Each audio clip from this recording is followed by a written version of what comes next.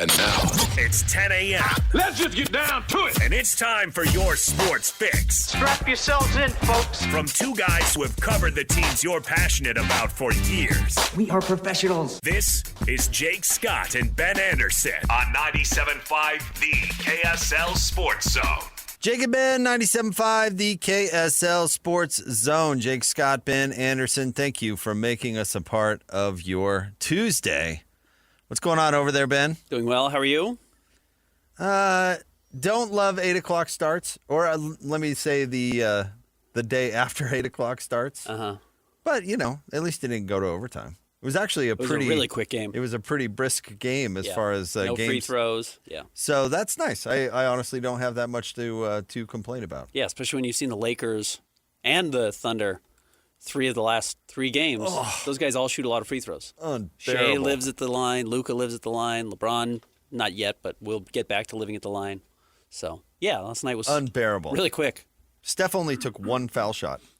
Didn't need to do a lot else. Outside of that 11-0 run to start the game, Warriors were in total control. You can still, and I suppose this is our job, but you can still learn something from games like that, even though it was like that. Quite vanilla game. After that desert stretch in the second quarter, it just wasn't all that interesting. The Jazz decided to stop doing any sort of offensive basketball for like a 9-minute stretch. Yeah. And then the game just wasn't all that interesting after that. But I do think there are things that you can take from it, for sure. So we will get into that. Of course, we have a lot of college football to talk. BYU in position. Honestly, they're in position to go to the playoff. Now, beating Texas Tech might be it's a requirement. It's a requirement and not the easiest thing ever. But they're a one-loss team. They belong on that field. There's no reason that they can't beat Texas Tech, honestly. Agreed. Other than they showed that they couldn't compete with them earlier this year. Yeah, but that's only one game. It's only one game, and beating a team twice is difficult. And I would think they're going to have a different game plan. I stick to this, and maybe Cougar fans don't like it, or maybe they agree. I don't know. You can always use the call-in. I think they had a bad game plan against Texas Tech. It's possible. I'm not saying they win by 20 with a better game plan. I don't know. That's impossible to know, of course. But I didn't like their game plan against Texas Tech. It was a little on the prevent defense. What's that philosophy? Like they always say, the prevent defense prevents you from winning. Yeah. It was a little bit of the prevent defense. They played not to lose, if you want to say that. Okay, that's no, thank you. Thank you. That's a better cliche. They played not to lose. And I don't think you can beat a team like Texas Tech doing that. Like to go with the Utah example, and not to make the BYU convo about Utah, but it's the best example I could think of. Utah played to win against Alabama in the Sugar Bowl. Oregon in the conference championship game. USC in the conference championship game. I mean, I don't think that BYU is as overmatched as most folks do with Texas Tech. But my point about that Sugar Bowl, as opposed to those other ones, is Barry Switzer, before that Sugar Bowl, said not one of these guys for Utah would start for Alabama. I mean, it was... Correct. I don't know what the Magic Vegas predicting wizard had as the spread going into that game, but Alabama was a heavy favorite. Mm-hmm. Julio Jones and the like. Utah didn't game plan to not make a mistake against a supposedly better opponent or a favorite or somebody who's got better players than you. They came out swinging, right? Mm-hmm. And then didn't stop swinging and thus had a blowout win. I don't think BYU had that kind of game plan against a team like Texas Tech. They played like they were playing Alabama and just, okay, we can't mess this up. And I don't think that's how you beat those kind of teams. And I would guess that they learned the lesson and are going to have a different go at it the next time they get to face them, which is the luxury of playing a team twice. I'm very curious which BYU team shows up. I do think there have been 2 different BYU teams against TCU. You saw one. Maybe the coincidence is that was at home. And I think one against Cincinnati, you saw another. Well, how they beat Cincinnati, they're not doing to Texas Tech, so you can throw that into the garbage. Yeah, you're not going to just sit You're not there going and to run over them. No. But the problem was the reason BYU was trying to run over Cincinnati was because Bear was not delivering the ball well. I did not think they threw the ball well. I don't know. I'd be interested to get the coach's opinion on that, because did they see something on, like, Utah ran over Cincinnati. Mm-hmm. Like, that is where Cincinnati is weak, and they have L.J. Martin. Did they go in there wanting to have the Bear throw it all over them, or did they go in there saying, we're just going to run over this team and take the W? Yes, I understand that layout, that make sense? But what we actually saw in the game was Bear trying to throw the ball and missing wide open guys, or almost throwing it to Cincinnati. And had Cincinnati had a better defense, they would have gotten some more takeaways and could have put themselves in a position to win that. If you're telling me that kind of performance won't beat Texas Tech, sure. Yes, and that's what I'm saying. Okay. Ultimately, is that type of performance is not going to be good enough. The whole team's going to have to play their best game. Yes. It's a conference title. I mean, I don't think that's all that controversial. But BYU didn't play well against Texas Tech. They didn't play well against Cincinnati, I didn't think, and they still got the win. I don't know if they played great against Arizona. That's probably a better win than we recognized at the time. I didn't think the team as a whole, though I thought Bear played very well against West Virginia. I did not think they played well against Colorado. They are going to have to show some continuity or consistency that really has not been there as much as they've needed to. And when they have gotten their wins over good teams this season, Utah, Arizona, maybe that's it.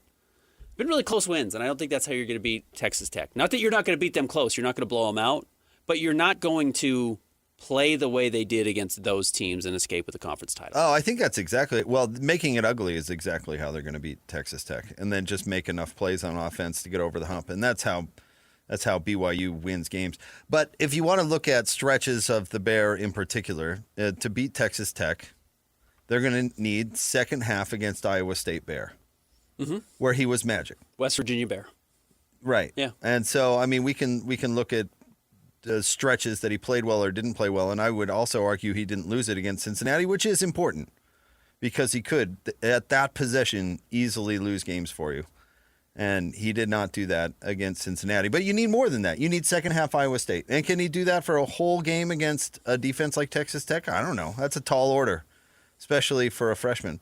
But I think it's possible.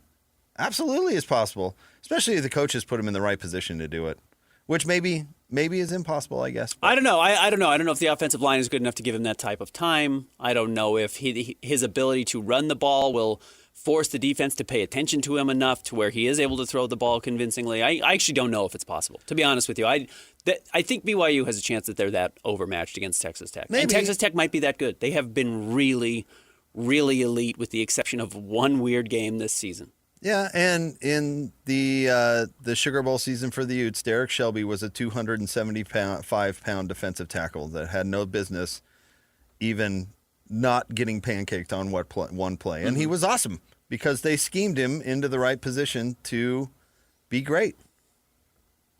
I mean, that's up to the coach. I guess that comes back to the game plan. I mean, this isn't their first game with their offensive line. You got to figure out a way to get it done. And they weren't that far off, in my opinion, against Texas Tech, the same way that Utah wasn't that far off against Texas Tech. It unraveled 29-7. Forget about the final score, Ben. You watched the game too. It unraveled on both teams in the fourth quarter because they could not get anything going against Texas Tech's defense, which is the way that they win games. Which is the design. Yeah, right. Yes. They're just going to suffocate you. And that's fine. Their game plan worked fine. I mean, that's not really what happened against. What was Texas Tech up? 19-0 going into the fourth quarter. That wasn't a close game. That wasn't even remote. You're right. It was close with Utah. It was 10-3. BYU was down 19-0. They got a nothing touchdown at the end of the game. They weren't in that game at any point.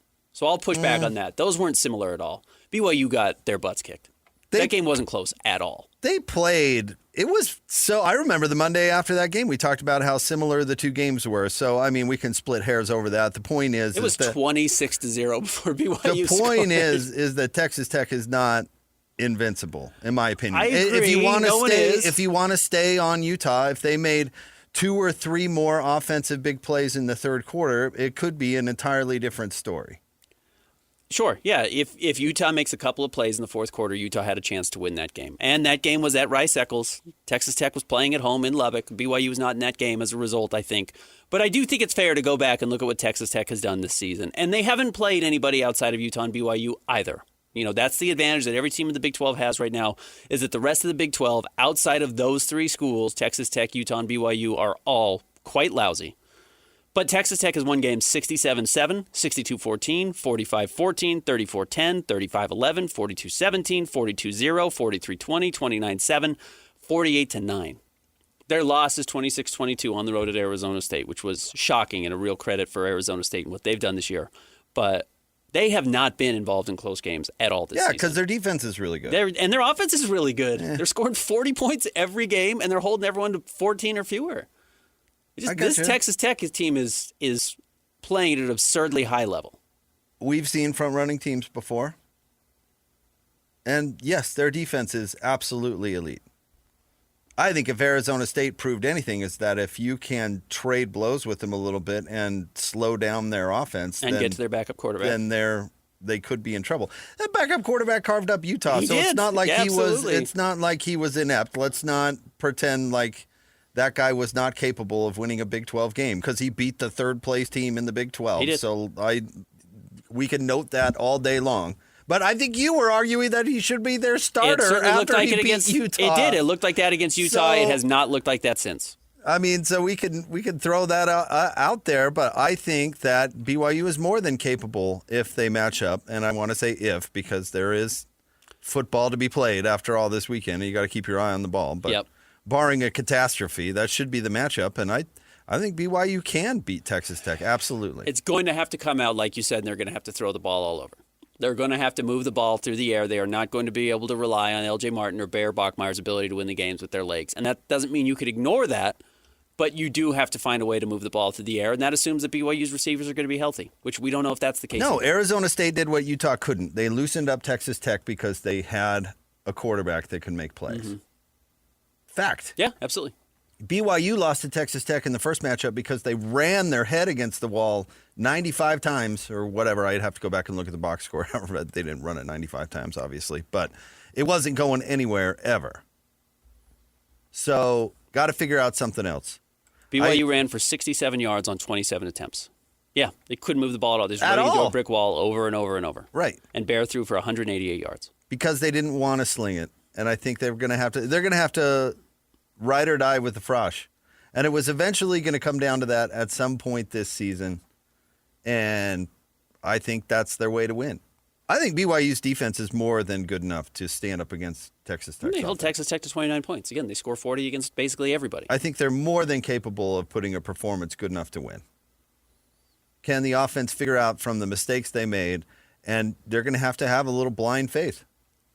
But at this point, I mean, Ben, you've got nothing to lose. I think you have to win to get in. So yeah, you've got to go out there and just go. You should treat it like the Sugar Bowl. You're right, because who cares if Utah loses the Sugar Bowl? It was a big game. It was fun, but it doesn't matter. It doesn't change anything. So go out there and pull out all the stops. And obviously that's what BYU is going to do. And I do think that's actually where Kalani is at some of his best. I do think Kalani does know how to play to win games. Listen, and Gunther used to talk about this stuff all the time when in relation to A-Rod as a coordinator, but the same philosophy applies. BYU is 10-1.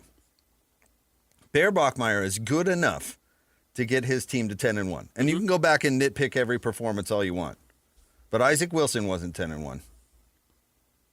We could go through a laundry list of sophomores and juniors that weren't 10-1, that really struggled and all of that. He is a true freshman who went 10-1 in the Big 12.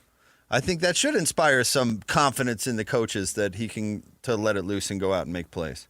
And then if he loses it, that's a lesson you learn. In the Big 12 title game, which is a great place to learn that lesson instead of week 3 against whoever, East Carolina.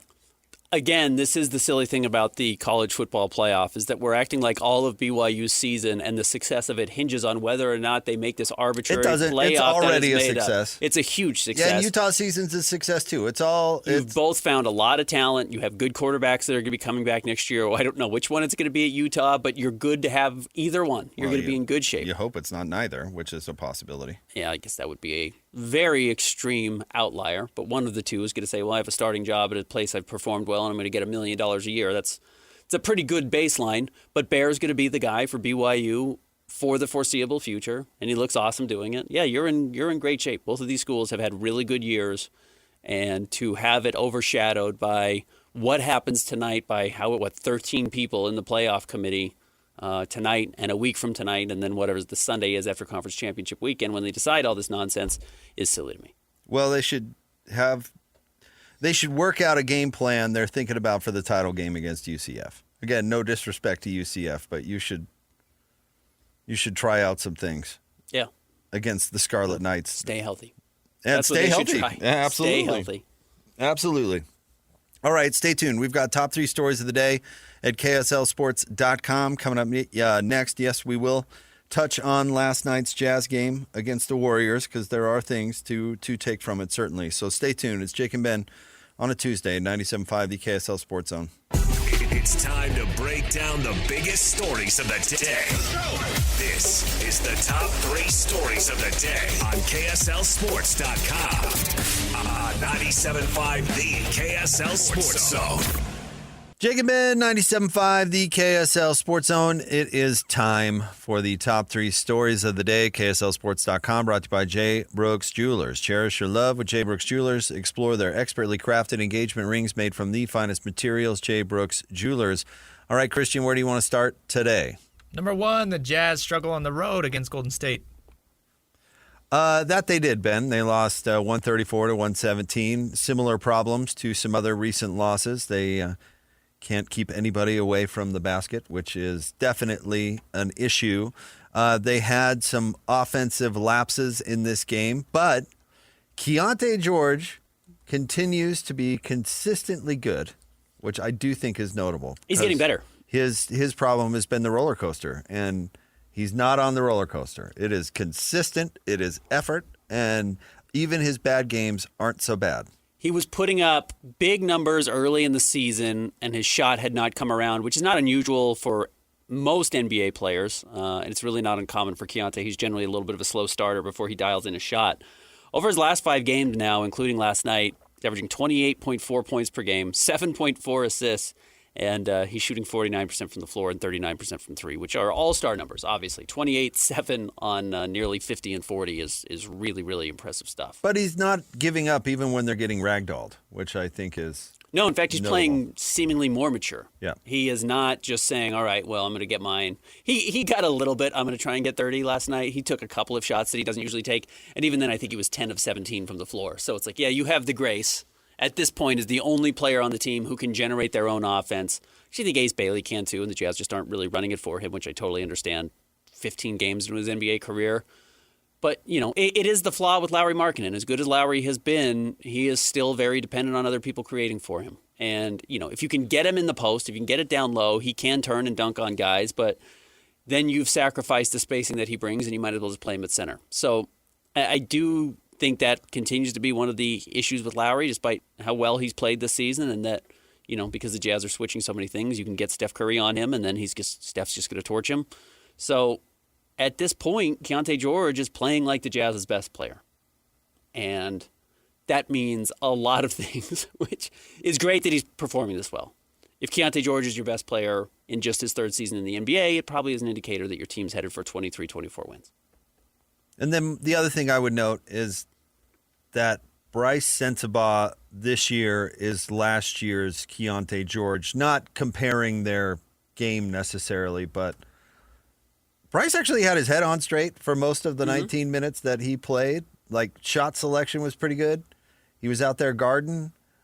He made a couple of nice passes, but when that lapses and kind of goes away, he needs to consistently do that. So I thought that was the best game he's had maybe all year. Yeah, he has not. He's been maybe the most disappointing player on the roster this season. So, I was expecting bigger things from him. But he was not last night. He was good. 16 points in 19 minutes, fairly efficient shooting, 7 of 13, 2 of 5 from 3, and made some defensive plays. And then as much as the Jazz wanted to turn the page on the 2024-25 season, the result of that season was that they got a young man named Ace Bailey, and I think, it's important to note that he has been probably everything they wanted and more since moving into the starting lineup, which is now 8 games, which is a reasonable sample size. It's half of his young career. He's averaging 14.5 points, 3.5 rebounds, and 2 assists, which don't sound like a lot, but you have to remember he's only playing 25 minutes a game. He's probably the 4th option on offense. He's shooting a very impressive 52% from the floor and 38% from 3 on 6 attempts a game. He's just really coming along exactly how you'd hope. He's got the Kevin Durant thing going from the sense that his release point is so high. It's ridiculous. I mean, when he goes over a pick, or he gets a pick out there by the 3-point line, and I'm picturing that elbow. You might remember the play, Ben, where he just rose up basically after he cleared the pick. He does the Matt Harpering shot. Everyone remembers the little Matt Harpering curl. It's just like 3 feet further back because that's where NBA offenses are now. And it's like, if that's going to be a spot, like a thing for you, because it's not for most everybody. No. But if that's a thing for you, you can't really stop that. No, there's a saying in the NBA that 2-point shots are for stars. If you're a role player, you got to be doing dunks or threes, and that should be the only shots you're taking. But those types of shots, those mid-range jumpers, are star quality shots because most guys can't hit them at a good rate. Ace right now is hitting them at a very high rate. Yeah. It's a really dangerous shot, and yes, you can run plays to get him into that space because teams don't guard it because the threes are so dangerous and dunks are so dangerous that they leave that open, and if he's just going to abuse you on it, he's going to be able to score 6 points, 8 points from there every night, and then you mix in the threes, you mix in the transition, you mix in the free throws, which will come. And yeah, you don't want to put the cart before the horse, but he's going to be a guy who's going to average 20 points a game in his sleep. The scoring tools are really absurdly high. So that was the one play I wanted to point out. Then the other was his monster block. And where the game was kind of peaking on in an otherwise dull game, there was this peak of energy for the Jazz, and it surrounded that block. And it was like, okay, you can see the potential. You really can. You see certain plays every night. I thought even though he scored only 10 against the Lakers, I thought he had 2 or 3 plays in that game where you're like, oh, I get it. No, he's playing really well. And again, one of the things I have said, I think I said it before the year, you shouldn't have to look for it. You shouldn't have to convince yourself that he's playing well. If you're a good young player, it should be really obvious when you're playing well. And every time he steps on the floor, he's doing something positive. And if not, unique in a good way that nobody else on the Jazz roster is doing. Next. Number 2, the Mammoth beat the Vegas Golden Knights behind another hat trick from Logan Cooley. In fact, he finished with 4 goals. Bowman snowed under. Cooley at the empty net. Give him 4. Logan Cooley gets his 4th goal of the night. First 4-goal game in team history. Again, they've only been around for 2 years. It's not that long. They've only had 4 hat tricks. Schmaltz has 1, Barrett Hayton has 1, and Logan Cooley now has 2. Logan Cooley is one of only 3 players in the NHL this year with 2 hat tricks. And it's Macklin Celebrini and Connor Bedard, who are the best young players in the league. I don't think Cooley is on that level as a scorer. Those two are truly, Celebrini might win MVP this year, but he's not that far off. That's the exciting thing about these young players. Yeah, ride the wave with the NHL, right? The ups probably aren't as good as you think, and the downs probably aren't as bad. And just getting to know this a little bit, this team I think might be a little streaky. And they're young. That's what young teams forward. Do. Yeah. Can I give you 2 crowd observations from last night? Oh, because you were at the game. That's right. One, and I've noticed this before, but it was particularly evident last night. The music selection is, I like they lean into the hard rock and they play it very loud. Uh-huh. And so I'm into that. Second observation, the Vegas Golden Knights fans are a rough crowd. Good grief. Yeah, the bunch of Aspires out there. I had to look both ways before I crossed the hallway to go to the bathroom. I was like, good grief. Yeah. I think I saw a biker gang there rooting for the Golden Knights. Third observation, a lot of androids. A lot of androids. I went to the game on Saturday against the Rangers. They won 3-2. I sat behind a woman holding 2 androids. She had 2 phones with her, and they were both androids. I thought, what? This is just proving my point even more. I don't see, who are you dragging with that comment? I'm not dragging anyone. Not every observation's a drag. Hockey fans? Not every observation is a drag at all. What message are you trying to say with that take? I am not dragging anybody. I'm just, like Christian said, there's just more androids. What's your point? And no that's point. What's your point that it's a rough what's crowd? What's your point saying, the Golden Knights are rough people? Not everything has a point. It's observational humor. Because one, you're dragging half the population. It's not a drag. And the other, I'm just saying that half of the population goes to hockey games and the other half of the population has a good job. Yeah, you're not dragging anybody. I'm teasing. By the way, are Androids that much cheaper than iPhones? There's no difference at all. I'm sure there's absolutely no difference at all. It's just something I noticed. And yes, the girl in front of me had 2 Androids, and I thought it was funny because I knew that was something we had talked about previously. So not only did she have 1 Android, she had 2 Androids. She had the regular phone and the bat phone. Mammoth play Montreal coming up on Wednesday, tomorrow night, and then another long road trip at Dallas, at St. Louis, at San Jose, at Anaheim, at Vancouver, at Calgary. I swear they've played all these teams already on the road, not Dallas, but this is going to be a tough stretch again. So having a little momentum, if they can beat Montreal, they should feel relatively good about themselves because as much as they did not play particularly well over that last 6-game stretch before this current 2-game winning streak, they are in 4th place in the central position in the West at 27 points. So, Next. Number 3, Cincinnati Athletic Director released an apology for the hate speech towards BYU and the Latter-day Saints. Leagues are just going to have to find it until it stops, if you think you can get it to stop. Did they fine Cincinnati? No, but that's what the league's going to have to do. If you care about stopping it, that's the only way. Going to the money is the only way you're going to get people to stop or kicking kids out of the game, and the kids probably don't care if they get kicked out of the game, especially a Cincinnati football game. So, yeah, I don't know what to tell you. It's not acceptable. It happens over and over. You're going to have to start taking it more seriously. Yeah, I mean, yeah, that's probably. I'm trying to think because it's so repetitive at this point. It's trying to read into the broader perspective, like. Is it a PR problem or what? But honestly, it's something that it's like Dennis Lindsay's quest and Ryan Smith's to a certain extent of telling the world that we here in Utah and honestly, Latter-day Saints are perfectly normal people, and I don't understand why the rest of the country or whatever can't quite wrap their brains around it. But yeah, it's wholly inappropriate. I don't understand how it gets going. We said this, say what you will about Utah fans, and I guess I'm not all that wild about screaming bleep BYU on national television, but it's not bleep the Mormons, which is an entirely different message than I don't like my rival. Sure. You know what I mean? Yeah, of course. Yeah, absolutely. My point is, even Ute fans who have this rivalry with BYU have an understanding that it's not. That's not appropriate and just terrible. Yeah.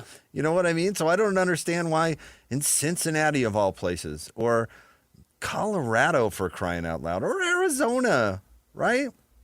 And by the way, is it just me or has BYU been playing in Arizona for years? Why is this just now a thing? I'm guessing this is not just now a thing. But I'm even on the side of, I thought that when the San Diego State student section dressed up like missionaries, that's funny and cute and understanding. You know what I mean? Like, there were some people who took offense to that. And it's like, oh, come on. It's relatively harmless. That's totally harmless. Yeah. Are you kidding? And if anything, a sign to you that your missionaries are out there invisible and people get the joke or the reference or whatever. We don't need to be prudes about everything. Honestly, I believe that. I believe in the gentle ribbing between schools. It's part of what being a college sports fan is all about. But I think everybody knows where the line is. But then again, like, I've been at press conferences where Phil Jackson makes Mormon jokes, and it's like, are we just everybody okay with that? I mean, Christian's hero, the writer in Denver, what's his name from Around the Horn? Oh, yeah. Oh, you got it right. Yeah.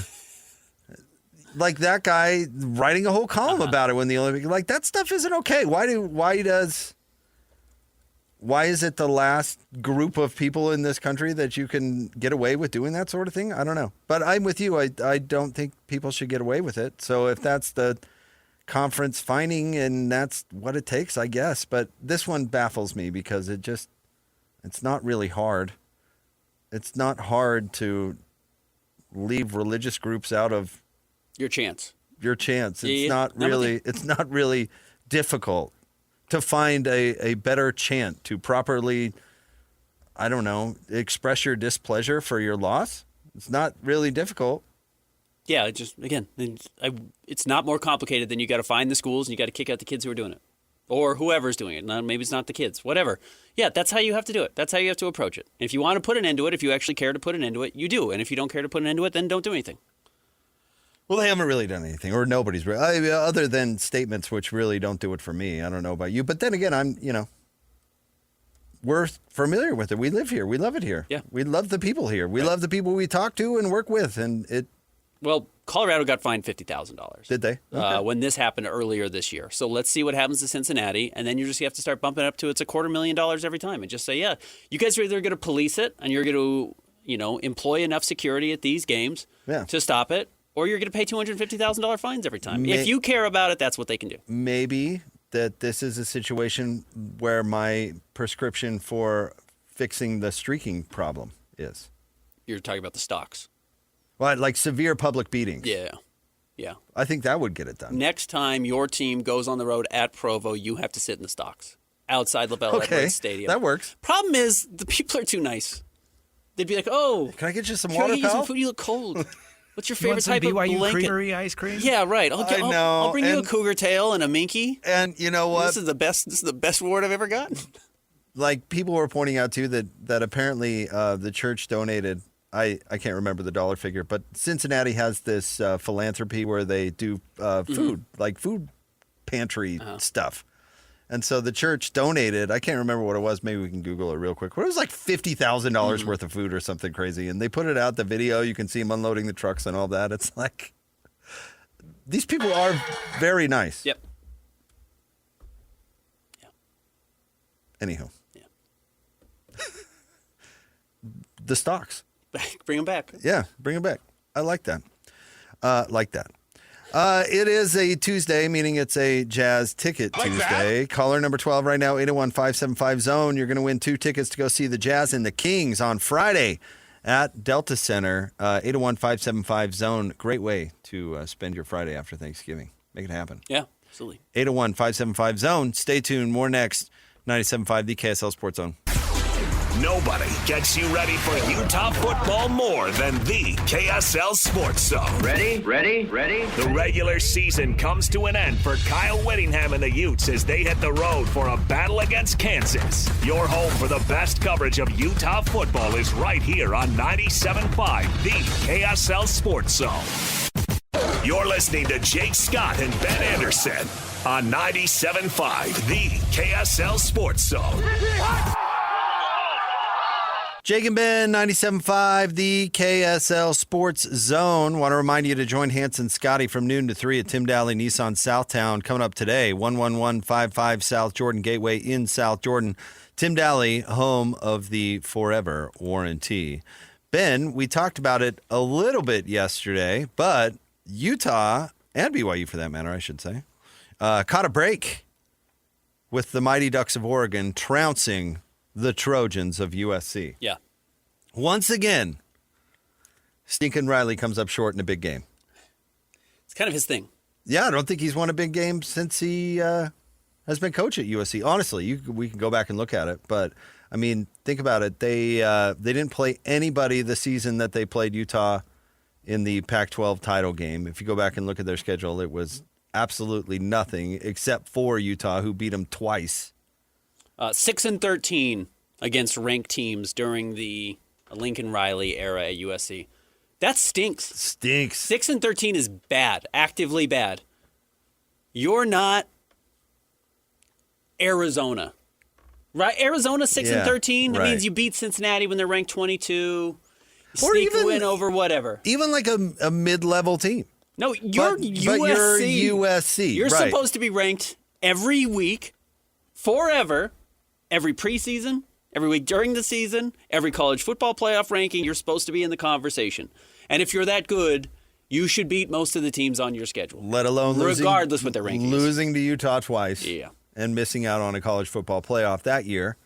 And then now losing to Oregon to miss out on a college football playoff this year. And not only that, but they got trounced. And they got trounced right out of the gate. And Stinkin' didn't show up.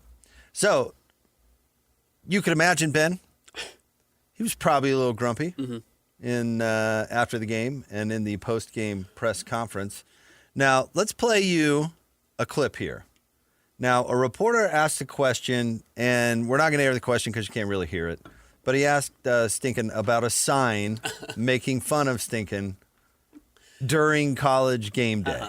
As everyone does. So this is how Stinkin Riley handled that. That might be the dumbest question I've been asked as long as I've been a head coach, and I've been asked a lot of questions. You ought to feel a little embarrassed to ask that question. This is a professional thing. You ought to try it. All right. Okay. Now, it is a professional thing. Now, part of the story that you don't know is the reporter is some freelance guy who paid his way to go to Eugene to cover the game for some website that nobody reads. Is that the truth? Is that what we think? Yeah. Okay. No, the guy tweeted about it. Oh, okay. And he's like, thanks for saying that. I'm really just somebody who's basically trying to break into the business by putting in some sweat equity. And listen, was it the most appropriate question to ask Stinkin' Riley after that particular game? Probably not. Yeah. Did you see what the sign said? I did not. It basically said, "Thank you for keeping Lincoln Riley at USC." Oh. Which Okay. is hilarious. That is funny. Yeah, I mean, is it the most relevant question to ask after that game? Probably not. I don't think I would have asked that question. I don't know if he found that relevant to his readers or whatever. Okay, it's Adam Bradford. He's a USC alum, and he covers USC. Yeah, so for Trojans Wire. Right. And he said on Twitter, he paid his way to cover the game. So this is not Bob Redford's character from that one movie. What movie? Where he plays a reporter. He takes down Nixon. All the President's Men? Yeah. Okay. Yes, you're right. This is not Woodward or Bernstein. Neither one. Not much less both. No. Yeah. Not that. It's just a guy Some who's dude. trying to make it. Some kid. And so, honestly, I learned this from covering Greg Popovich in playoff series. Listen, you're not going to get great questions all the time. Don't clown people. Why are you clowning this guy? You just pantsed him on national television for what? Because he asked a question you didn't like? That's more about you than it is about that reporter. And I just don't think that's a way to treat people. And Lincoln says, professional. This is treat him like a professional. He's just a guy who's trying to cover your program, you bozo. What's the matter with you? And you know what it totally reminded me of? It totally reminded me of when Jim Boylan went after Gordon.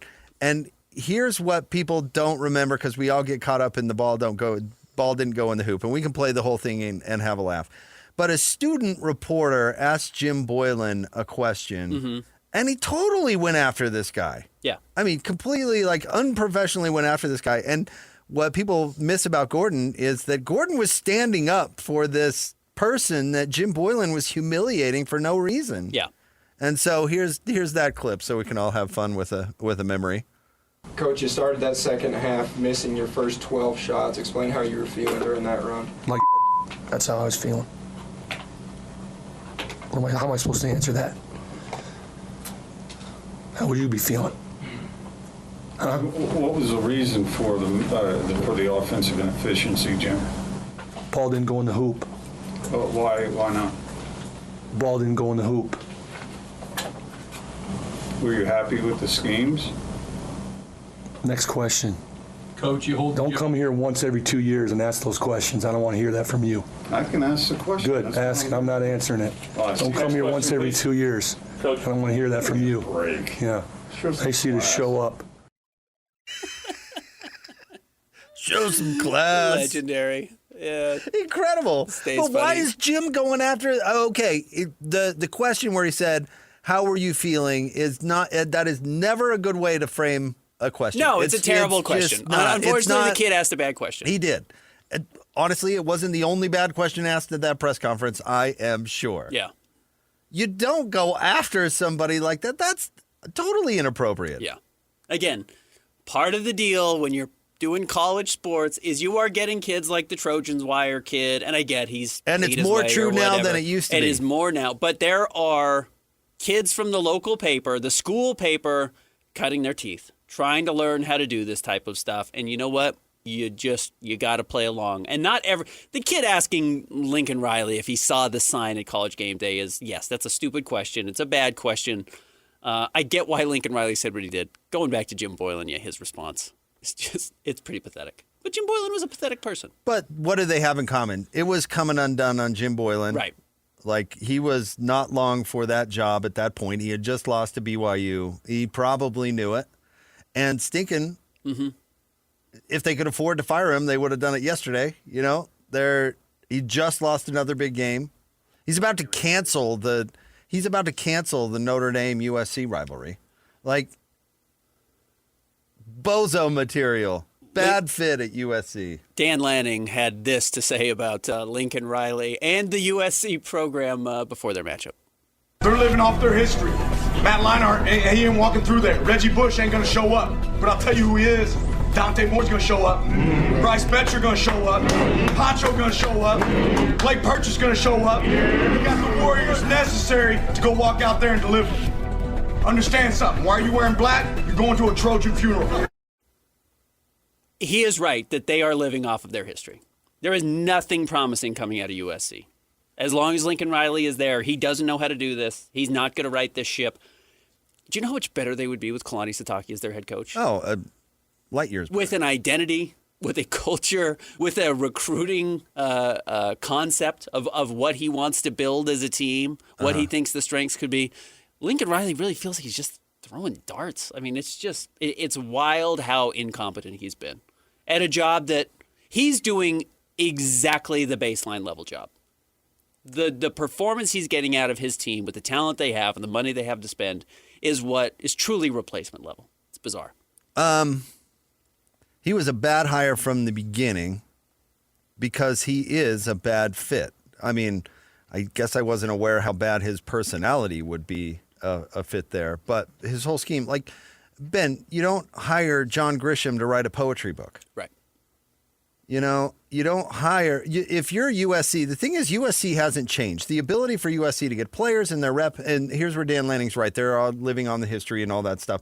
But everyone who grows up in LA still wants to play football at USC. That's still a fact. Absolutely. They still have a ton of financial They're a top 10 resources. name value in the country by far. They literally have no excuse not to be a top 10 team every year because they still have all of these built-in advantages that other schools don't have. But if you can get the biggest, strongest, fastest football players in college football running the air raid, we're going to tickle you to death offense with the softest coach in college football, makes no sense at all. None. It makes sense maybe at Oklahoma, although they didn't really win anything. They rode on their history to get to some big games where they got absolutely trounced. Yeah. You do it at Washington State. Yep. You do it at a place where you need a gimmick. You run the option at Air Force. At USC, you're recruiting, what was that roided out Cush guy? Remember him? What a monster he was? Cushing. Oh, yeah. Yes. I mean, like, we go through the list, but, Troy Polamalu and all these unbelievable players. Why would you just give up on defense and be like, okay, we're going to have a super soft defense? You know how Utah beat USC those years? Because they didn't stop Utah. And Utah's offense, while pretty good for Utah, was not an elite offense. In fact, you could make an argument that this year's offense is far more elite than that. You don't have to argue. It's Cam Rising offense was. Yeah. Well, I don't want to get lost in those weeds, but you could make that argument. But USC couldn't stop anyone. Do you remember after the pig farmer beat him, and we're like, did they really let the pig farmer run for 20 yards to beat him? Remember that? Mm-hmm. Where he's just scampering all the way down the field. Now, Bryson Barnes has turned out to be a fairly capable runner, so don't get me wrong. You're right. Like Bryson Barnes is a very good quarterback on a 6-win Utah State team, not a guy who goes into USC and beats them by himself. But USC had to make a play. The game was on the line, and the pig farmer is out there running for his life, and nobody was around. Yeah. He's no, like, it's a joke. Oh my gosh, I'm going to get 20. It's a total joke. And so for him to treat people badly because of his failure, no matter how much he didn't like the question, is petty and silly. They've been bailed out by the fact that just by being a part of the Big Ten, they have some view of not even excellence, but legitimacy. But outside of that and upgrading their conference around them, It's just been an absolute disaster with Lincoln Riley at the helm. Truly, disaster. So he's got to go, and they need a coach like, well, honestly, I mean, this sounds silly, but Nick Saban. Somebody who's going to coach an elite defense and have a pro-style offense that's just going to run over everybody and put NFL quarterbacks into the league one after the other. Which is, hey, the Raiders should honestly fire Pete Carroll, and they should just hire Pete Carroll again. Go get Chip Kelly. He's available. He's available. But honestly, Chip's not what they need either. No, of course He's a not. gimmick That's too. the joke. He's a gimmick. Yeah, that's the problem. Is that's how they keep trying to fix it. They don't just do the obvious answer, which is the right answer. They don't need a gimmick. They need Kalani. Well, yeah. And again, they're not going to get Kalani, so good for them. But yeah, that's who they need. You need that the type of 50-year-old coach. who develops a great culture, cares about defense, happy to run the ball, and coaches to win games. Because USC, it should be a really simple place to win. It's not hard to draw up a game plan when all of your players are bigger, stronger, and faster than the other team. You don't need to overthink it, Stinkin'. No, you don't. And certainly don't abandon the defensive side of the ball, which always seemed absolutely crazy to me. And lost them the Pac-12 title. Yep, it did. All right, stay tuned. We've got the Big 12 Power Poll coming up next. Jake and Ben, 97.5, the KSL Sports Zone. Who is climbing? Who is falling? And who just flat out stinks? Some of y'all football sucks. This is the Big 12 Power Poll with Jake and Ben on 97.5, the KSL Sports Zone.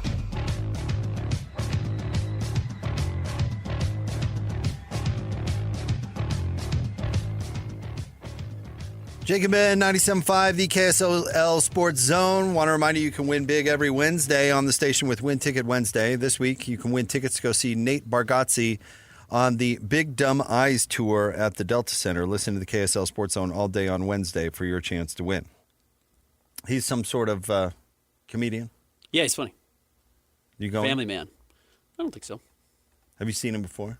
Not live. I've watched a couple of his specials. He's funny.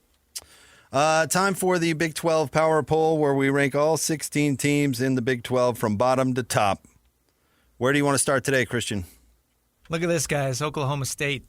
Still number 16. I think they've been there all year. Not won a Big 12 game in 2 years. They are 1-10. They will face Iowa State, which will be another loss. Back-to-back winless years in the Big 12. True disaster program right now. Remember when they were 3-0 playing Utah for conference dominance? We thought, this is it. These are the two future powers, the Big 12, showing up early. And no. It feels like they fired Mike Gundy forever ago. Yeah.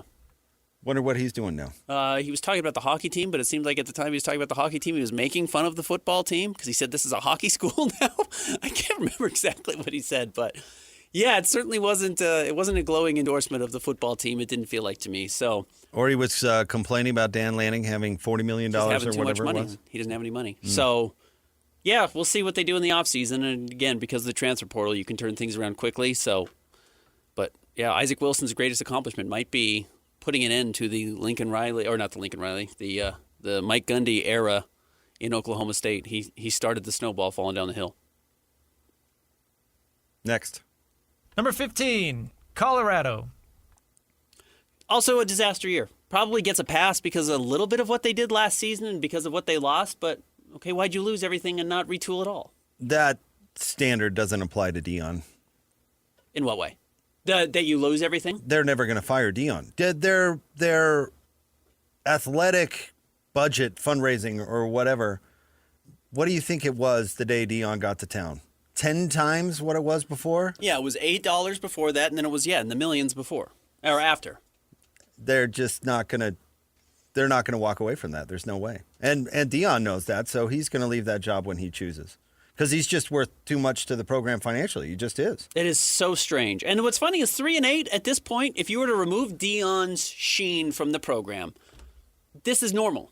This is exactly what we expect from Colorado. They'd be talking about moving on from this coach to the next one, but they don't. But here's the thing. Yeah, I'm not even. What we're saying is like this is probably par for the course for. This is who Colorado should be, probably. I actually put them not in the same category as USC, but more in that. I think you can win at Colorado. I think They have national championships in their history, and Boulder is cool. It is a cool town. I I think you can win at Colorado. They've hired a cavalcade of bozos. And you know what? Dion is what he is, but I'm not convinced he's a good coach. No, of course not. But this is what they have been for the better part of the last 20 years. And if you're okay with that, which they've shown, they'll replace the coaches every 3 years when this is what they all do. But maybe your record says what you are. At least Dion brings some excitement to the program. To your point, they just say, hey, we can be bad and boring or bad and exciting. Might as well be bad and exciting. I mean, if you look back, the last half-decent coach they really had was Rick Neuheisel, who is not a great coach by any means, but a good coach, and they won. I don't think they won the national title, but they were churning out 10-win seasons. I think you are sleeping on Mel Tucker, the legend, and Colorado, and McIntyre, whatever, had one good season. I mean, none of that counts. No, and Mel Tucker proved to be a bozo. They couldn't fire him quick enough. But when Gary Barnett, that was the dude's name, right? When he was there, they were rolling. Yeah, they were. And he was a good coach. That was 25 years ago. It was, but I think you can. But I think you can win at Colorado. I mean, there's got to be money there. I don't know if there is. There's excitement for Dion. So to your point, you're right. They're not going to get rid of Dion. Next, number 14, Kansas. 5-6. They've got to win this weekend to beat Utah on senior night to get to a bowl game, which is a little dangerous for Utah, but they just got crushed by Iowa State 38-14. Kansas is Kansas. All that money's going to basketball. Yep. Next. Number 13, Central Florida. The best 5-6 team of all time? Or no, I should say maybe the worst 5-6 team of all time. The worst 5-6 team of all time. Yes, they just squeaked past Colorado 17-14. You say 5-6, that's pretty respectable for Central Florida. They're 2-6 in conference now. They've been bad all year. They beat Oklahoma State 17-14. Oh, I put Colorado. I apologize. Yeah, we thought they were going to win that one. And they did. And they did. Next. They Number play 12. BYU this weekend, by the way. Number 12, West Virginia. Coming off a bye, 4-7. You and I both liked moments from their season. Best 4-7 team of all That might time? be the best 4-7 team of all time. Yeah, Rich Rod can coach. Coming back to that. And I think you can win at West Virginia, too. They just have to get the right recipe. And Rich Rod's won there before. I see no reason why he can't win there again. Now, I don't know if he's going to be rattling off conference titles per se, but he was at the top of the Big East every year when he coached there before. They do have a chance to do the funniest thing this weekend. At home against Texas Tech. Texas Tech looking forward to the conference championship game, overlooking a West Virginia team that is playing much better lately. And if West Virginia could get that win, that would certainly throw a wrench into the college football playoff rankings, the college football playoff overall, and of course the Big 12 title game. Next. Number 11, Baylor. Big changes coming at Baylor, I would expect. No, Dave Aranda's coming back. Is that they've already announced? Yep. It's a huge mistake. Get ready for another 5-7, 6-6 season. The AD departing probably saved his job. That's basically the reporting coming out of Baylor is that the AD, they have to find the AD before they're going to find a football coach, and they're not going to rush the AD hire just to find the next football coach. So Dave Aranda, they've already said he's coming back. Could always be worse. Whatever team you have, you could always be the Baylor Bears. Whose athletic director is on the field yelling at the star tight end transfer, so he gets fired. He has to step down from the college football playoff committee. And as a result of that instability, you can't fire your coach who's no good. I think there's more to the story than just yelling at the player. Of course, yeah, there's definitely more to the coach there. I think there's stuff they're trying not to. In fact, I think they don't hate it that people assume it was because of the player. Mm-hmm. There's more to that story than why he stepped down than that. They play Houston this weekend with a chance to go to a bowl game. Next. Number 10, Kansas State. Remember Dave Aranda's We Pay Players t-shirts? That didn't work out very well. 5-6 Kansas State just lost to Utah 51-47. That was a fun game. Yeah, it was wild. They played great. If they played that way all year, they would have a lot more than 5 wins. Kansas State's not inept. Be really curious what they do this offseason. Well, they shouldn't change their coach because I think he's a good coach. They do have a good coach, and there's some people in Manhattan that are a little grumpy, but I think he's pretty good. I think should they do something different at quarterback? Avery Johnson's only a junior. No. You think they should bring him back? I think they should bring him back and surround him with players and use him correctly. We had our guy on last week who covered Kansas State, and he kind of threw the rest of the team under the bus, which I don't know, might be fair, might be not. But Avery Johnson is is good enough to win college football games at Kansas State. He is. I think that. So, and I think Kleiman can. I mean, he obviously can scheme up a game, and his players have done anything but quit on him. I mean, I don't know about you, but I don't think that Kansas State team looked to me like a team that's quit on their coach. I think Avery Johnson might be the James Harden of college football quarterbacks. The numbers are great. Kind of always saying, you just got to surround him with the right guys. Why is it always the other guys you got to surround him with? Why is it always everybody else? What's going on here? I would put him more in the category of like an Anthony Richardson, where the physical part is so tempting. It is. It certainly you're is. like, this guy can run like the dang wind, Yep, and he's pretty big, and he can throw okay. I think it's a key word. Right, but I think it's easy to fall in love with that. Yeah. I think Anthony Richardson went, 10th or whatever it was? Yeah, it was a horrible pick. He could. I'd pick Avery. Yeah. I'd pick Avery Johnson as a thrower over Anthony Richardson. Would you? Yeah. I don't know if I would. Watch Anthony Richardson for 10 minutes. Yeah, right. He's not an NFL player. Even when he beat, neither is Avery Johnson. Even when he beat the Utes. Yeah, but nobody's making that argument. Anyway, not to get lost in it. But I think Avery Johnson's perfectly good enough to win his senior year, but they got to figure out their scheme and who to put around him. Next. Number 9, TCU. Houston. They lost to TCU. Lost 2 of their last 3. Absolutely choked down the stretch. This is probably more accurate to who they actually are. They had a very soft schedule throughout the season. They missed most good teams. They lost to TCU 17-14. Yeah, Fritz has grown as a program. It's a good season. 8 wins is great. Again, to the point where, yes, they had a chance to make the Big 12 title game. They blew it. This is a huge step in the right direction. Next. Number 8, Iowa State. This is what they do every year. They're going to beat Cincinnati this weekend, I would think. Oklahoma State this weekend. They will definitely beat Oklahoma State. 8-4 is a very productive season. Yeah, I think it could have been better if they didn't have some injuries. And they were in the conference championship game last year, so I'm sure they feel like this is a bit of a step backwards, but they can always justify it by saying, at least we're not Baylor. Which they're not. Yeah, they're better than that. Next. Number 7, TCU. Probably could have had Iowa State ahead of TCU. It might have been my fault. I think you guys both did. No, we all had them behind. Beat Houston 17-14. Not inspiring. They did not look good against BYU. It's fine. It's better. Again, I hate to use this as a baseline. It's better than Baylor. That might be what a lot of these athletic directors are saying. Can't believe I'm saying this, but TCU's offense has to get better. Yeah. Their offense kind of let them down this year. Now, Houston's a good defensive team, but only put up 17 as an air raid team. What are you doing? No, there was an argument that TCU's quarterback was the best in the conference coming back. So, yeah, not very good. Next. Number 6, Cincinnati. A better performance against BYU than I expected. Well, they have a good quarterback. Sorsby's pretty good. He's going to get a chance to play on Sundays. Gets the ball out quickly. He's pretty mobile. It's an equalizer, yeah. And he played well and he played pretty well. I shouldn't overstate it, but he played well against BYU.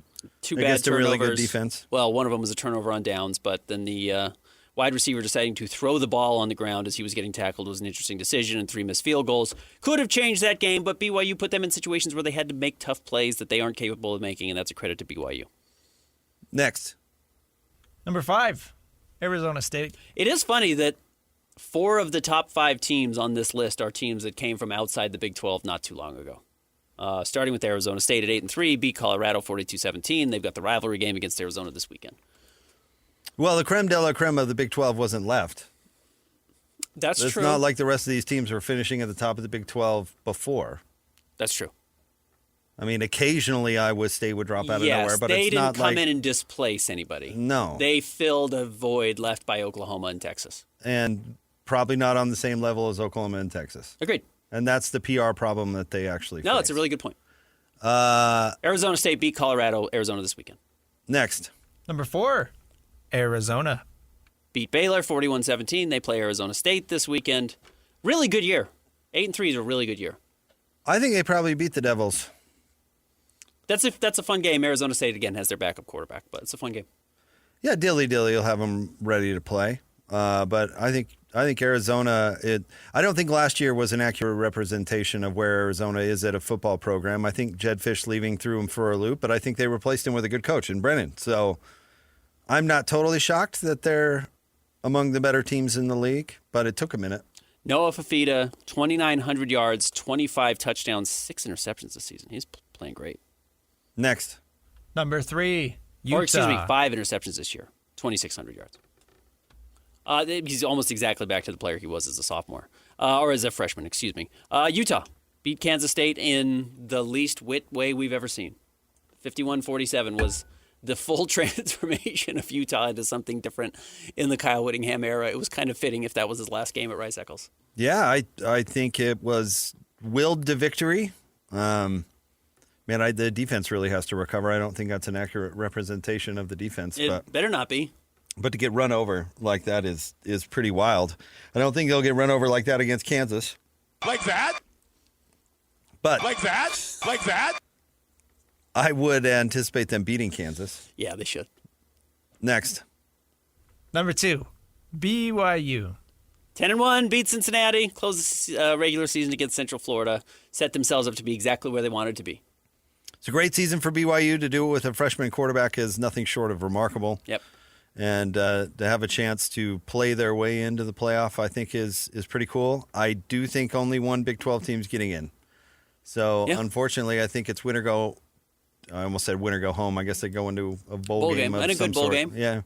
But I think they're going to have that as long as they get off the bus against Central Florida, which I guess I would expect. Yeah, it's a given. They're playing at home. They don't even have to get off the bus. Well, they take a bus from the hotel to the stadium. They should walk. All right, next. Still number 1, Texas Tech.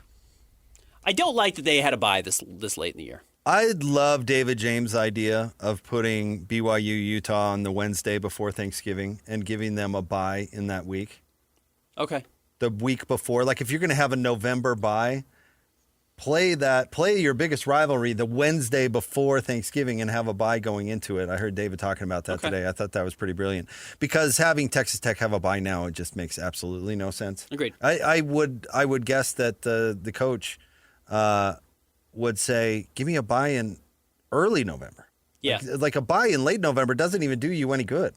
You've got a bye week going into West Virginia. Thanks for that. I do think this is an advantage for Texas Tech, though, because, you got a week of not having your players out there getting beat up while Chase Roberts was getting beat up. If you're at all healthy going into that bye week, you get to avoid a week of potential injuries. So I think this is going to be an advantage this late in the year for Texas Tech against BYU in the conference championship game next week. Review. Top 10, Kansas State. Number 9, Houston. Number 8, Iowa State. Number 7, TCU. Number 6, Cincinnati. Number 5, Arizona State. Number 4, Arizona. Number 3, Utah. Number 2, BYU. And number 1, Texas Tech. All right, we're going to talk to our friend Brent Myers, interim coach at Weber State, coming up next. They're coming off a big-time win over Northern Arizona. We'll get to that straight ahead on the Jake and Ben Show, 97.5, the KSL Sports Zone. What's that? Whether it's the Jazz, Utes, Cougars, or Aggies, these guys have got you covered. Time to eat, fellas. You're locked on to Jake Scott and Ben Anderson. 1, 2, 3, move it. On 97.5, the KSL Sports Zone. Jake and Ben, 97.5, the KSL Sports Zone. Our next guest visit on the program is brought to you by our friends at Belliston Jewelry. They design and manufacture fine jewelry right here in Utah. Discover the new Belliston Love Collection. Exclusive designs you won't find anywhere else. Belliston Jewelry, locally made just for you, cherished for generations. Weber State coming off a big-time win. Our next guest is the interim head coach and our good friend, Brent Myers. What's going on, Coach? Hey, Coach. Hi, guys. How you doing? Well, compared to the last time we talked to you, which had been a difficult result, this was pretty amazing. 48-28 over a very good Northern Arizona team. What happened? What did you see on the field? Well,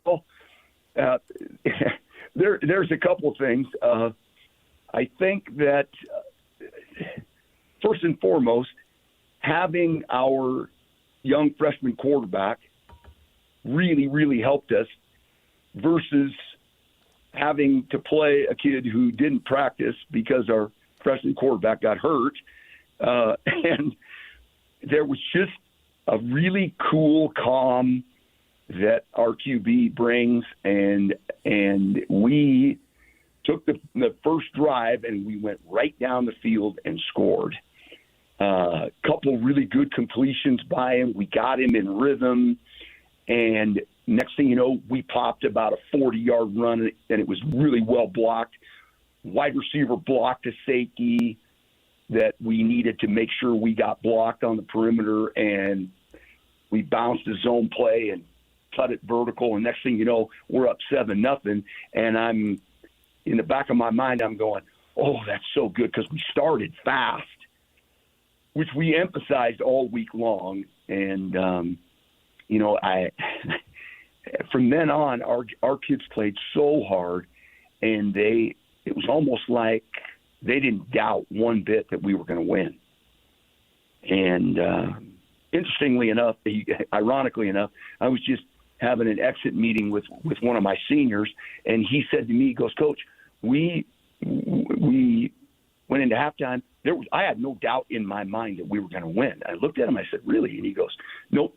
He goes, that's just the way it felt. The juice, the passion that we as a team showed, I just knew we were going to win. And I was like, oh, okay. So, yeah, it was a great day. And the kids played so hard. And they made plays, and they kept playing. And we got a bunch of really good third down stops on defense. And our pass rush was fantastic. And our coverage was really good, because the QB at NAU is really a good quarterback. And I think we kept him off his spot, and I think we pressured him enough, and we sacked him 3 times, but he was having to scramble and threw a bunch of balls away just to, get to the next down. And we stopped the run. We only gave up 53 yards rushing, and I just so proud of the guys on defense. And then up front on offense, we rushed for over 200 yards, and I think they were top 3 in the league in rush defense, and we gashed them. And our kids were physical, and I can't say enough about how hard they played, and it was awesome. Well, on that note, I can keep going if you want me to. Well, on that note, talking about your defense, I'm no football savant, Coach, but I know if you hold the other team to 2.1 yards per carry on 25 attempts, you're doing something right. Oh, yeah, you aren't kidding. Yeah, I'm just telling you, our guys played so good up front, and our linebackers played good. And, oh, man, it was really, really a fun day, and they were locked in, and I'm so happy for them. Because at least they, through the transition and all the uncertainty of what's going on here, they responded, and I'm so happy for them. But I'm a little perplexed, because we're good enough, and we're way better than what our record shows. And I'm not sure what the equation is that got us to this final game where we put all 3 phases together, but I'm so glad it happened for them, and it was it was a great day. I'm still, how do I say this? I'm still kind of riding a high on it, because it's just so cool to visit with the kids, and they're so excited about getting that win. And it's just a juice here in the building that hadn't been here for a long time, and I missed it. And we got back to Weber State football, and it was really cool. What does it mean for you specifically? I mean, you're the interim head coach. You got the win. What does that mean for you? Oh, well, what it means straight up is that I'm 1-1 as a head coach. So I got a 500 record, which is cool. Our former head coach here, who's our radio guy, and his former AD here, Jerry Graybill, he said to me in the radio interview, he goes, you got a better head coaching record than I do. You keep the game ball, or what are you going to do to celebrate it? Well, let me say this to you.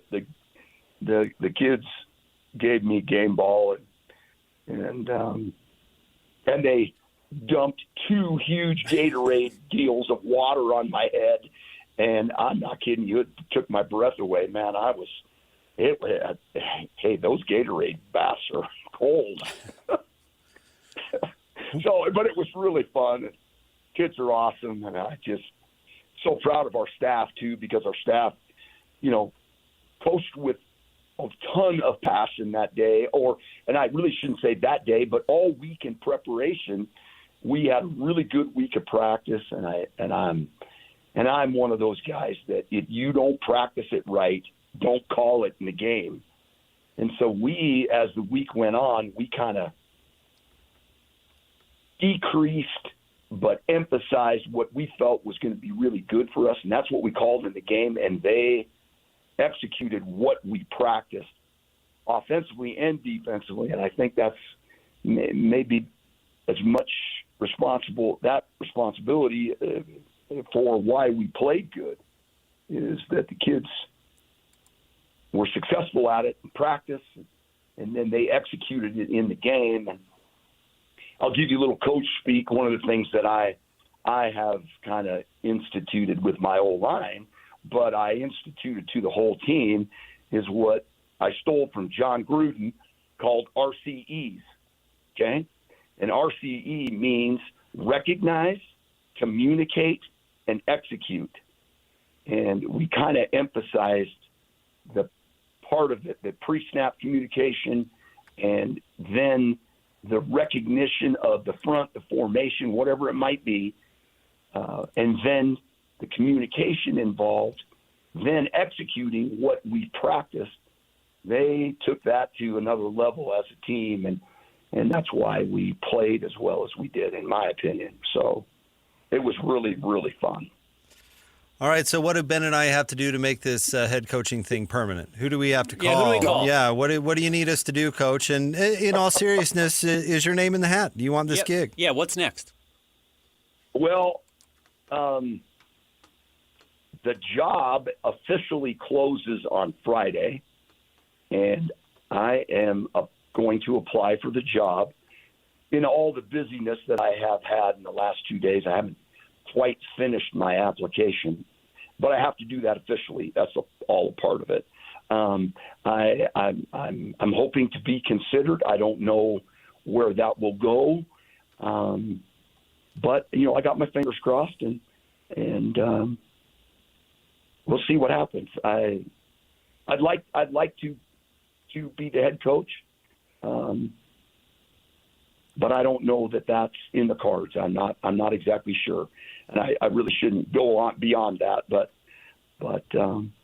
it's a special place for me, and I have a lot of memories and from here, and great experiences with Coach Hill, and I want you guys to know I relied on him quite heavily the last 2 weeks, and he's been an awesome advisor for me, and so we'll see.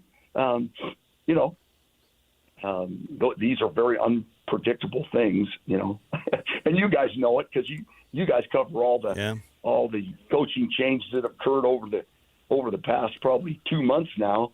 Holy cow, is college football crazy, man. Well, I think whatever happens, we're rooting for you, and we hope this isn't the last time we talk to you, Coach. Oh, I appreciate that, guys. I really do.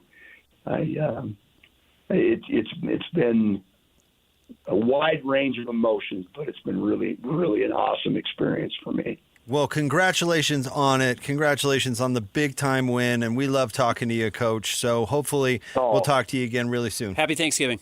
Oh, thank you, guys. You guys have a great Thanksgiving, and I appreciate you, and this has been really fun. Yeah, back at you, Coach. Thank you very much. There you go. That's Weber State interim head coach Brent Myers, but I mean that sincerely. I hope he gets the gig. Yeah, absolutely. That was a great win. Yeah, 48-28 over a good team. As he mentioned, we have seen a lot of teams quit in that situation. There are a lot of teams that say, well, the head coach that we committed to or we're playing for is gone. Let's just get to the offseason and whatever happens. Not playing for the FCS playoff at this point, so why are we going out there and putting our bodies on the line? But they did. So congrats to Coach Myers. All right, let's give away some Jazz tickets. Hit it, Christian. It's Jazz Ticket Tuesday, and your chance to win tickets is right now. Call this number now. Call this number now. Be caller number 12 at 801-575-ZONE. 801-575-ZONE. And you'll be on your way to Delta Center to see the Utah Jazz. He fires the three. He hits. Oh, don't do me like that. This is 97.5, the KSL Sports Zone. 801-575-ZONE, caller number 12 right now. We're hooking you up with a pair of tickets to go see the Jazz and the Kings on Friday night at Delta Center. Caller number 12 right now, 801-575-ZONE. Wrap up the show. Coming up next, Jake and Ben, 97.5, the KSL Sports Zone. It's another battle for the Aggies, and the KSL Sports Zone has it covered. It's a Black Friday showdown for the Aggies as they welcome in Boise State to Logan. Your home for all the play-by-play coverage of Aggie football is right here on 97.5, the KSL Sports Zone. You're listening to Jake Scott and Ben Anderson. Let's lock in. On 97.5, the KSL Sports Zone. Two amigos on their ways, talking sports. They got him Matrix and also loves his tie guy. Ben's got style with his scarves. Oh my. Easy solution to the fan chanting problem. As soon as it happens, the referees stop the game. They issue one warning. The second time it happens, it's a 15-yard penalty. And if it continues to happen, it continues to be a 15-yard penalty. There you go. That's Tyler weighing in on the chant controversy. I'm fine with it. Whatever. Me, a savvy head coach, bringing fans, plants, starts to do it on purpose. Yards. Where they do it on 3rd and 4 every time. Every time we're backed up. We're moving the ball down the field at the most important moments of the game. Well, I don't know. Whatever would encourage people to behave like humans. I can't believe it's even an issue, frankly. I'm with you. Ben, I have a couple of really quick... Not because we're dismissing it as an issue. No, I can't believe it's going on still. Because I can't believe people are such... Bozos. I don't know. Clowns. Bozos. Yeah, clowns. That we're even talking about a chant like that. It's sad, honestly. Two really quick stories, Ben. One sports related and one not. One, real quick. When you were a young skateboarding degenerate... Mm-hmm. I'm an old skateboarding degenerate. And Christian, you probably at least are aware of this phenomenon. Did you know of the gas station or bar or whatever that wasn't really diligent with identification? I was not of that persuasion, but I know what you're saying, yes. Like word would spread like wildfire. Like the 7-Eleven on 3rd Street doesn't check for ID, and the next thing you know, like there was an Always Sunny in Philadelphia about the phenomenon. Yeah. But get this story in Tempe, Arizona. Dateline Tempe at the Tempe Tavern. Okay. The police have arrested 249 people at one bar for underage drinking, and it's the second raid this year. At the first raid, Ben, they, let's see, the first raid, they had like 100 and something fake IDs. 173 fake IDs at the first raid. That's one of those things where they're like, no way they're going to bust this place again. Yeah, right.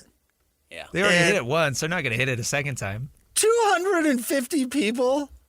Like, that's a marketing thing for this bar. Yeah, absolutely. Which was the joke, and It's Always Sunny in Philadelphia, is all of a sudden their bar was packed every night with these little kids. But this was a marketing thing. Mm-hmm. They're like, we'd have 3 barflies in here tonight if it weren't for this reputation we have for serving anyone. I don't want to slander anyone locally, but there was a bar up in Sugar House that's right next to Westminster College that was doing the same thing. It was like, obviously that was the word. They were getting the word out to the kids at Westminster College or whatever. Like, there's a bunch of 17-year-olds. There's a lot of 17-year-olds at Westminster, but yeah, this is a place where apparently it's pretty cool. They're pretty easy to let you in. People will get this joke if they're watching on TV or on the YouTube, but yes, we ID every person who comes in diligently. Now maybe you just show me your library card instead of an ID. Yeah. 250 people? Yeah. Like, that's my point. That's on purpose. If you get rated and it's like 2 people. Right, yeah. You know, a couple of kids took their older brother's ID and they look alike. That's one thing. You're trying, but maybe you need to try a little harder. If it's 250 people, you're basically like posting flyers around campus like, hey. Yeah, it was how you made money. And it was a short-term gain, and obviously it didn't pan out long-term because you did get caught.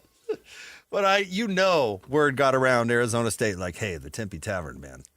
They're not checking anything. You know, which is a funny thing. It's such a short-term solution because, yes, while you get older and the 17-year-olds or however these kids are that are going into the Tempe Tavern stay the same age, nobody, once they become 20 years old, wants to go to the bar where they let in underage All the underage people. kids, yeah, that's so funny. So you really do put a finite limit on how long people – you're not building lifelong fans. Yeah. You're not building anyone who's going to come back. You know, there's the different variety of bars. You've got sports bars. Uh-huh. You've got the dancing bars. Yeah, you've got the after-dinner bar. Yeah, whatever. Yeah. You've got the underage bar. You do. Nobody of age is going there. Right. And every time somebody turns 21, that's their last stop at the Tempe Tavern. Yeah, right. Yeah, I can't go there. I'm 21 now. I'm 21. Are you kidding? I don't want to be seen with the 19-year-old. I'm 21. All right. This is also Phoenix related. Okay. But this one is sports related, and I think you, being the Suns fan that you are, might get a kick out of this. According to Yahoo Sports, 2 Suns minority owners claim majority owner Matt Ishbia has committed fraud by using the team as his, quote, personal piggy bank, unquote, and allege he failed to fund a recent capital call on time.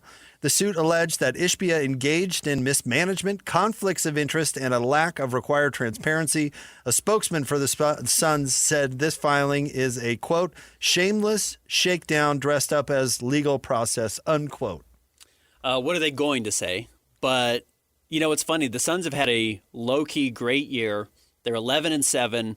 I know that's not going to blow anyone away, but right now they're in the 6th spot in the West. Like, they would be guaranteed a playoff spot today.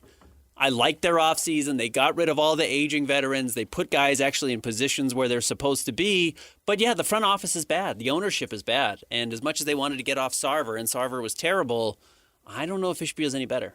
He has more money. I think he has more money. I don't know. Maybe Sarver's a trillionaire. I have no idea. But he's willing to spend money. But I don't know. Does he not have the money to, make these capital calls? I think he's formed a bunch of companies, and he's